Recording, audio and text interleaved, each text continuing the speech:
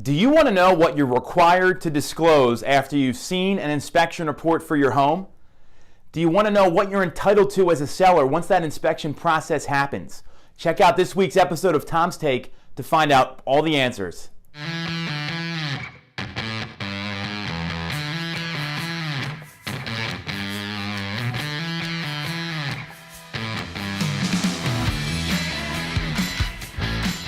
Welcome to Tom's Take. I'm Tom Toole. You probably already knew that by now. Thanks for checking us out. And this week I want to hit on inspection reports and disclosure requirements in Pennsylvania and going over what exactly a seller has and may not have to do.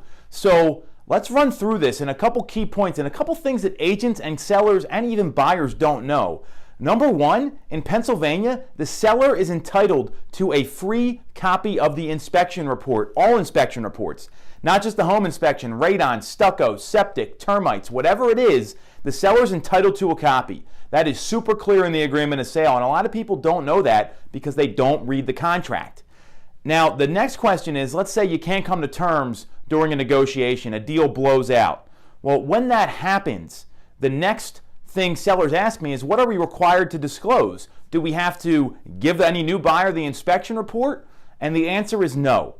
You do not have to give the buyer the inspection report.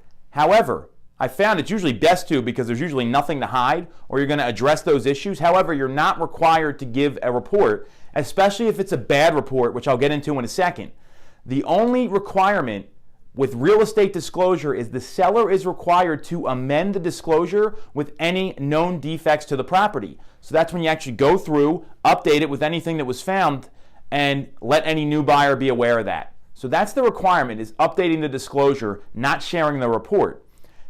Here's the catch. Sometimes inspectors are wrong. They are dead wrong. Or they punt on issues, meaning, well, it looks like this heater's old, so you may need to call an HVAC expert. I don't really know.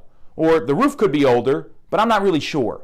That happens so much, and it is very frustrating as a consumer and as an agent, but I'm not here to complain about it. I'm here to embrace what the inspection culture is like right now and come up with good decisions for our clients and for anyone that's out there. That's why we're doing the video. So if you think the inspector is wrong or they give you very alarmist or soft language in the report, that's where you as a seller, your best option is to get a second opinion.